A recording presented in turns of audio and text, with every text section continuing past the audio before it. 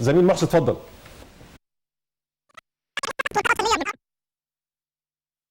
عزيز تامر صقر، شكرا لنجومه في الاستوديو التحليلي. مشاهدينا الكرام، يعني قبل دقائق من هذه المباراه المرتقبه بين الاسماعيلي والاهلي، يسعدنا ان يكون معنا نجم من نجوم الاسماعيلي ومنتخب مصر والمدرب العام لفريق الاسماعيلي كابتن كرم جابر. كابتن كرم، برحب بحضرتك واقول لك يعني النهارده مباراه اعتقد مرتقبه بشكل كبير جدا، ويعني لها استعداد خاص من دربيات كره القدم الاسماعيلي والاهلي. الاول برحب بيكو بقناه النيل في الجونه هنا، وبرحب طبعا بضيوف الاستوديو كابتن خالد بيبو وكابتن محمد فاروق وما اعرفش موجود كابتن محمد صلاح طبعا، كابتن محمد صلاح كابتننا، وكابتن تامر صقر. بقول لهم اهلا وسهلا بيكو. النهارده ماتش زي ما انت قلت كده بالظبط، هو ديربي من دربيات الكره المصريه ومن الدربيات الممتعه كمان.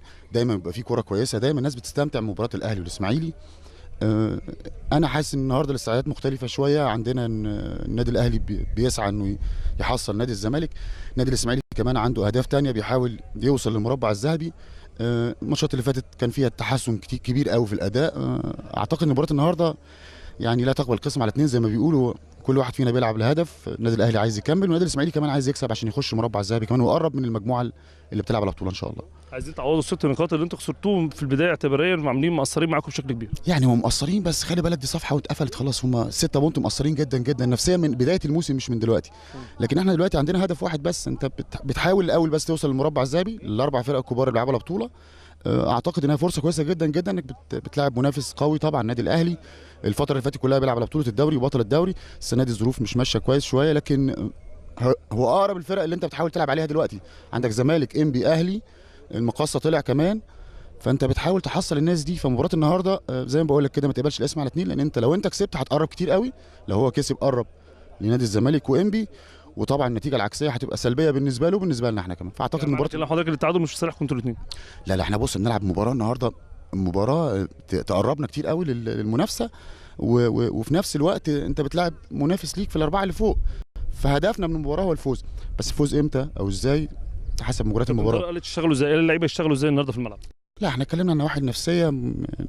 انا اسف بس عارف انت النواحي الفنيه دي اعتقد ان هي هتبقى محتاجه شرح كتير قوي، لكن اللي لازم الناس تعرفه ان احنا بنتكلم مع اللعيبه ان دي فعلا مباراه بالظبط كانك بتلعب مباراه كؤوس، يعني بنحاول نكسب فيها. بس زي ما بقول لك كده ممكن نكسب في الدقيقه الاولى، ممكن نكسب في الدقيقه 10، ممكن نكسب في الدقيقه 90. امبارح اللي اتفرجت على مباراه الدوري امبارح المقصه مغلوب 1-0 لحد دقيقه 93 بيكسب. فانت عندك 90 دقيقه تقدر تفوز فيهم. المهم في المباراه هو انك تقدر توصل لل3 بونت من خلال ادائك ومن خلال التزامك ومن خلال ان انت تلعب مباراه مفتوحه تستمتع بيها وتأدي بيها اداء كويس يمتع الناس وفعلا تليق بان ده ديربي من دربيات الكره المصريه. بشكرك جدا يا كابتن كرم، ويعني الله يكون في عونكم في حراره الجو دي. يا ربنا يخليك وربنا يكون في عوننا كلنا ان شاء الله. شكرا.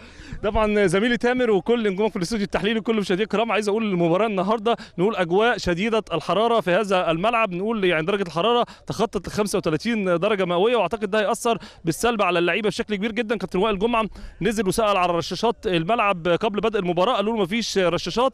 كلم الاستاذ احمد الصحيفي وقال له عايزين خراطيم، وزي ما احنا شايفين كده وشايفين الصوره ورانا نقول خراطيم، والعمال هنا بيرشوا ارضيه الملعب بناء على طلب الكابتن وائل جمعه. قال احنا مش هنقدر نلعب المباراه الا ما ترش ارضيه الملعب رش جيد جدا، لان الجو كده مش هنقدر نلعب فيه، الجو حار جدا. زميلي تامر انا بشكر نجومك في الاستوديو التحليلي، وعوده سريعه للاستوديو على امل يتجدد اللقاء معكم من ارض واستاد ملعب الجونه مباراه الاسماعيلي والاهلي. شكرا لزميلي محسن محمود من استاد الجونه. كابتن فاروق سريعا في هذا الموضوع، موضوع رش الملعب